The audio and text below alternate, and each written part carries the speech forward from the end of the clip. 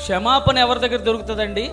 దేవుని దగ్గర దొరుకుతుంది. అంతేకాని లోకములో అనేకమైన ప్రాంతాల్లో, అనేకమైన ప్రదేశాల్లో క్షమాపణ దొరకదు. ఒక మానవుడిని క్షమించాలి అని అంటే చాలా కష్టం. కష్టమేనా కాదండి? కష్టమే. ఈ రోజుల్లో మరీ కష్టం.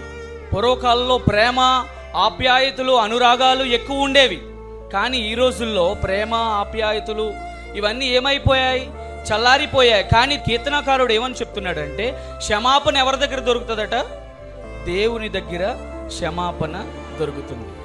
ఇది దేవుడు పలికే ప్రతి మాట కూడా ఎవరు చూస్తున్నారనంటే లోకము చూస్తుంది, ఒకటి. రెండవది, సిలువుకి అటుపక్క ఇటుపక్క ఉన్న దొంగలు కూడా చూస్తున్నారు.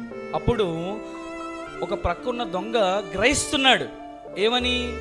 తండ్రి, వీరేమి చేయుచున్నారో వీరు ఎరుగను గనక వీరిని క్షమించండి అని పలికిన మాట ఎవరు గ్రహిస్తున్నారు?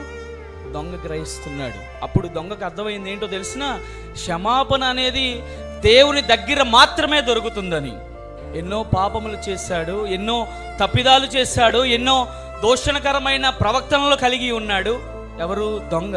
కానీ సిలువ పైన గుర్తించాడు ఏంటి అనంటే, క్షమించబడడం అనేది ఎక్కడ దొరుకుతుంది?